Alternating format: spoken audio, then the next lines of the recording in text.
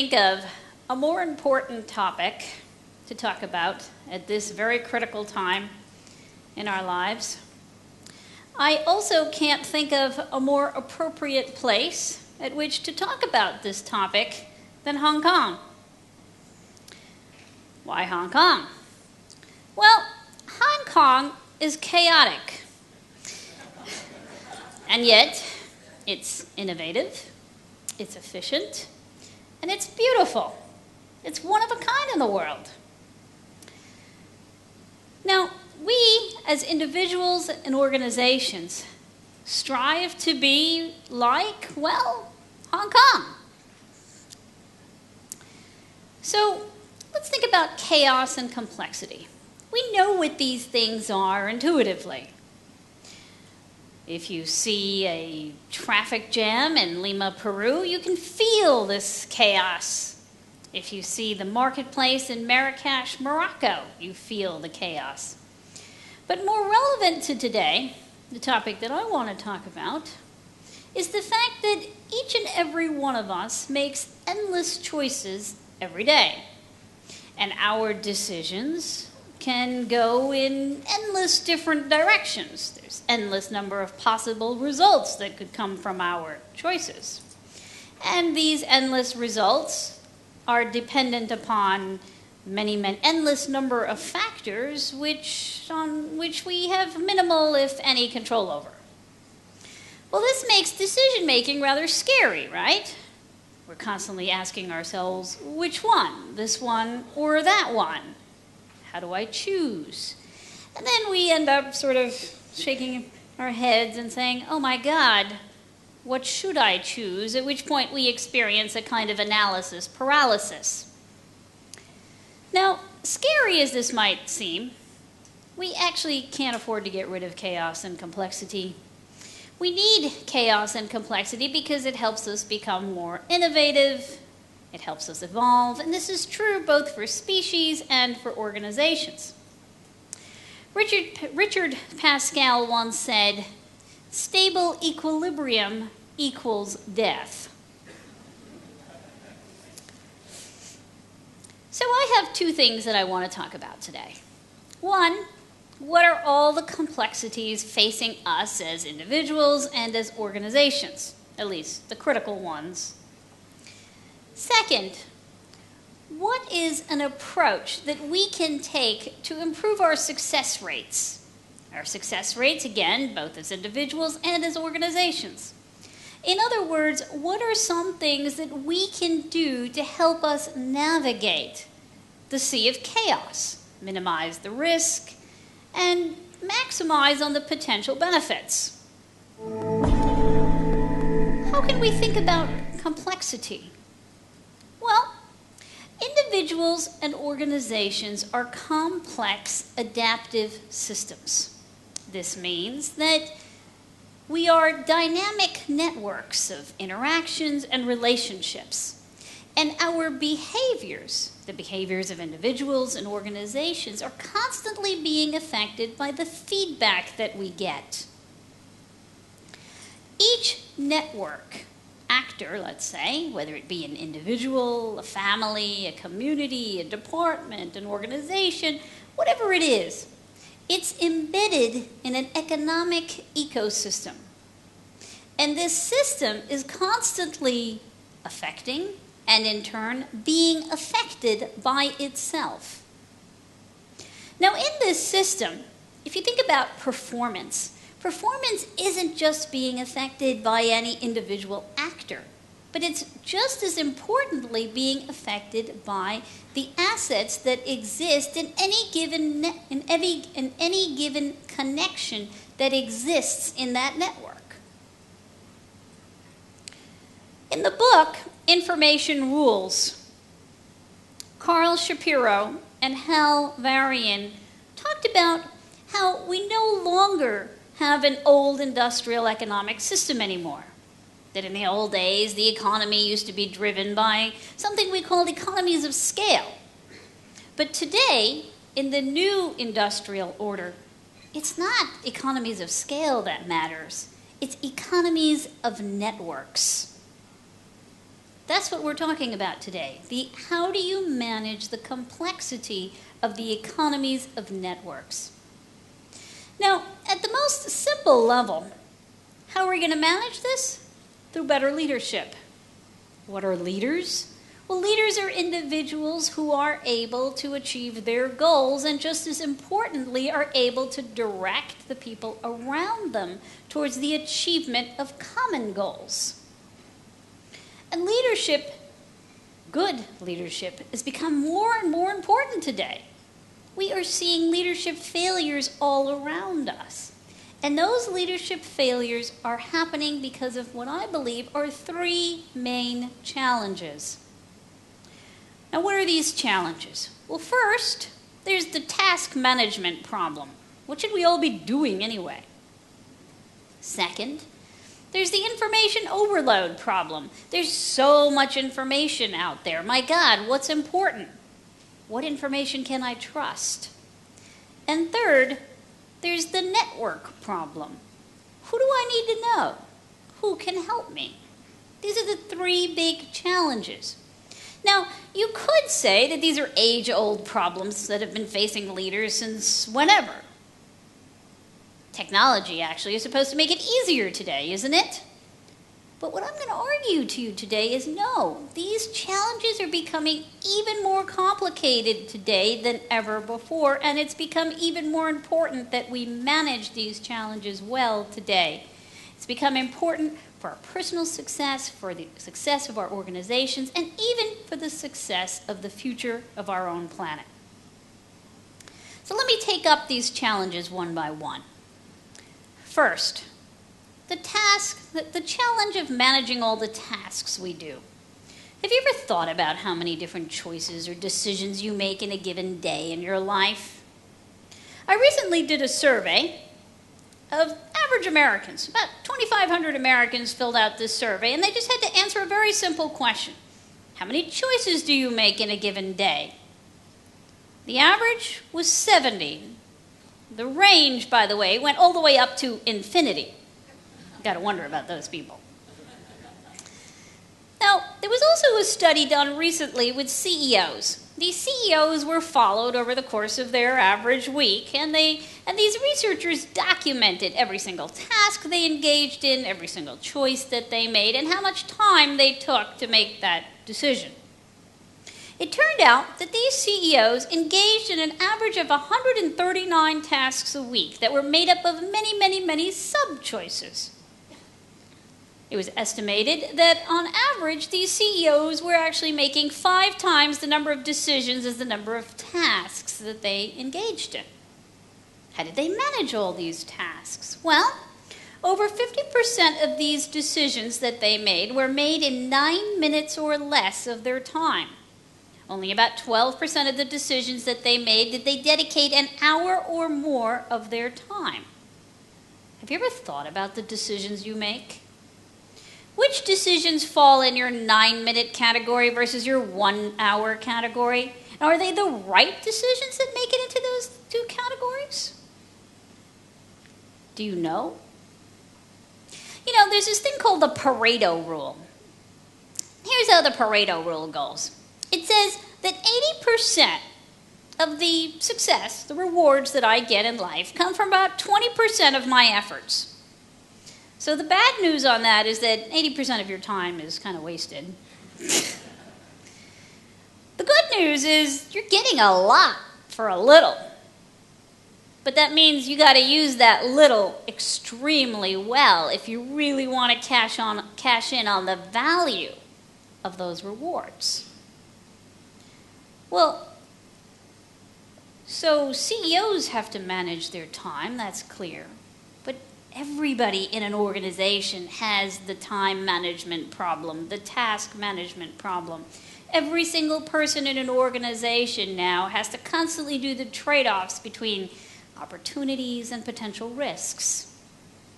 We don't do the job of just one person anymore. We do the job of 2, 3, perhaps even more than those number of peoples. How do we make sure that whatever little time we have is being spent on the most important tasks? How do we ensure that we aren't going to make that deadly mistake? That's the big challenge of today.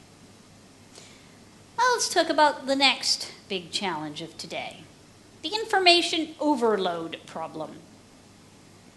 Did you know that the amount of information that you encounter in any given day is estimated to be the equivalent of reading 174 newspapers in a day? I can't imagine reading that many newspapers. The amount of information that we have coming at us today is 5 times the amount of information that we used to encounter in 1986. Huge jump.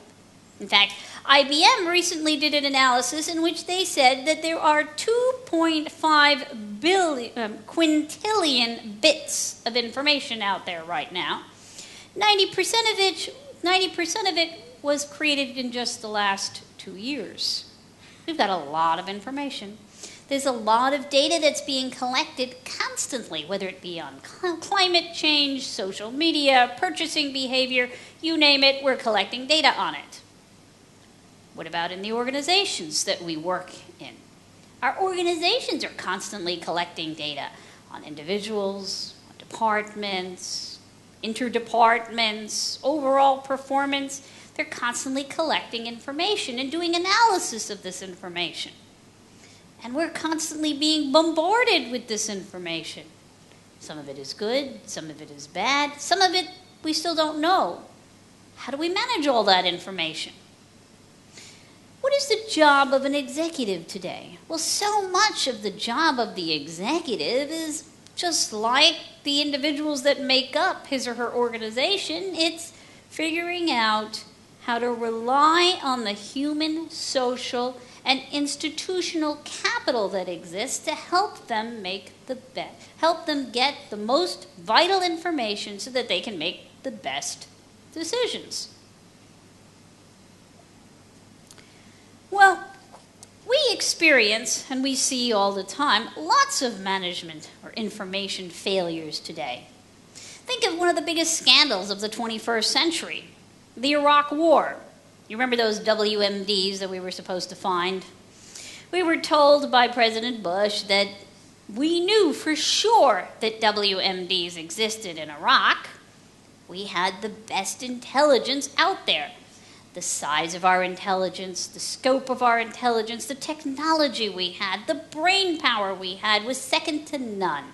There was absolutely no doubt that they had WMDs. So therefore, we needed to go to war. Mistakes happen, but this one was avoidable. It was a failure of leadership. That failure of leadership came because the vital institutional processes, the processes that should have put the checks and balances in place, the processes that would have questioned the information and said, let's do some due diligence, didn't happen. And that's why faulty information was allowed to rise to the top without being challenged. Now, this happens all the time. Let's think of a very recent example. JP Chase. You know, just a couple days before the whole scandal broke out about JP Morgan losing $2 billion, I happened to be actually sitting in JP Morgan listening to Jamie Dimon give a talk. He was talking to his various clients. And he was ferociously arguing against the Volcker rule. Let me tell you, he sounded very persuasive, very intelligent, and certainly he seemed quite honest in his belief that this Volcker rule was really the pits. That, banks that hold federally insured deposits really should not be prevented from engaging in proprietary trading. Of course, then the scandal broke out, and you would imagine that he probably would not have been as vocal about his beliefs had he known that this was about to happen. Now, why would the highest paid CEO not know that he was about to lose all this money and that this was happening? Certainly we wouldn't expect a CEO to know every single nitty-gritty detail of what every single person in an organization is doing. But yet at the same time, wouldn't we expect them to know the risk processes that they've put in place? What sort of exposure the organization has? Wouldn't there have to be some checks and balances put in place? So, the information problem is the second big challenge of modern times. Here's the third. Who can help me? Who do I need to know? We are constantly thinking about networking, right? That's what we're supposed to do. Network, network, network. Collect up lots of business cards. This has become quite easy, right? It's so much easier to travel these days, go to conferences, go to retreats, meet people. Lots of people. Go on Facebook. Social media also facilitates networking. So then you collect up all these cards, all these people I've gotten to know. By the way, drinking helps. Research shows that on average you get 5 times more different contacts if you go drinking with a bunch of people. And the longer you drink, the more people you get to know. Problem is whether you remember who they are the next day. Now, let's say you've collected up all these cards. Now you bring them to your administrative assistant. You plonk them down and say, put these into my Outlook contact list.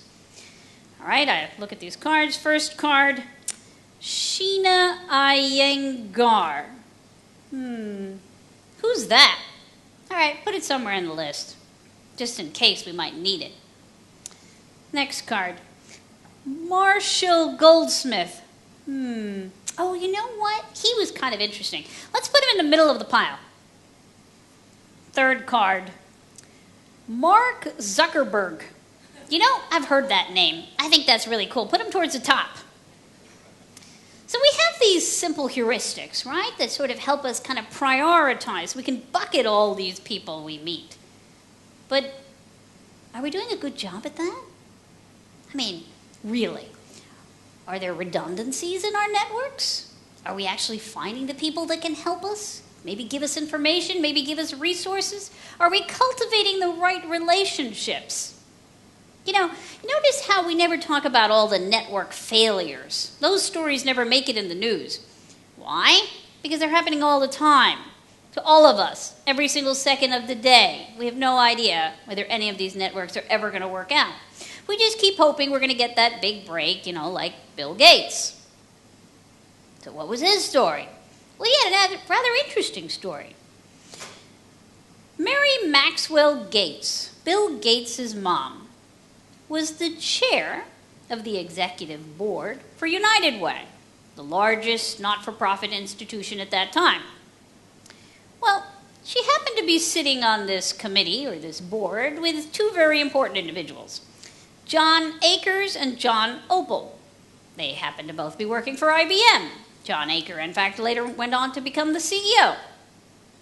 Well, she told these guys about this new company, this fledgling company that her son had just started. He was a young whippersnapper at the time. They kind of got interested in the idea. Got so interested in the idea that they invited little Bill Gates and decided to have a chat with him and get to know about this product. And when they launched their first personal computer, they decided to take a risk, take a gamble on this small fledgling company and allow this guy, Bill Gates, to create the operating system. And they gave him full rights on that software, which ended up making him the richest man on the planet.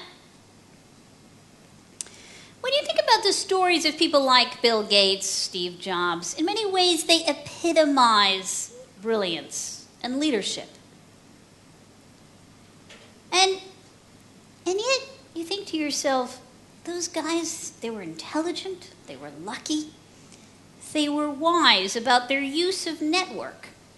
How many other people are out there who are just as smart, who have just as many good ideas? Who are all those people who have not yet been tapped and yet might be just as great leaders? Are they sitting around in a bunch of cubicles? Yet to be discovered? Is there anything we can do to help unleash that potential, that leadership potential? Remember this guy? Rather exciting, sometimes controversial, sometimes annoying guy. You know, he's made a lot of mistakes. He's actually made some mistakes that I doubt any of us in this room would make. Take a look at his first business card. How did this socially awkward guy who never earned $1 in his life, didn't know how to manage anybody, didn't even have a particularly innovative idea, how did he from that turn this into a multi-billion-dollar business in a matter of 10 years? How did he do that? Well, he is an example of somebody who understood the value of networks. He said to himself, you know, look, I don't know all this stuff, but I'm going to find people that are going to help me. I'm going to find people that will give me the resources, that will give me the knowledge, that will mentor me. So here's what his team looked like. People that he had help him at various points throughout time. This team is worth, say, about $100 billion. Ultimately, his leadership strategy is quite simple. It's quite old, something we've known for a long time. He said his strategy towards effective leadership was, I'm going to have a very clearly stated vision, and I'm going to understand my strengths and weaknesses and my ability to actually accomplish that vision. When I discover a weakness, what am I going to do about it? I'm going to find the relevant networks that are going to help me close that gap. Leaders are the DNA of their social network. Mark Zuckerberg certainly is. So, to conclude, I was inspired by TED. I used to give TED Talks, quite a few of them, and I thought to myself, is there something that we as academics can do that's like TED? TED believes in sharing ideas. Well, I teach leadership at Columbia, and I wanted to figure out whether there was a way to disseminate knowledge and skills via the internet in a way that's somewhat reminiscent of TED. So in the next month, in June, come to this website, take part, spread the word around, take advantage of these tools. It'll be available for free, and let me know how you find them. As soon as it's up, it'll be posted on Twitter. Thank you very much. Thank you.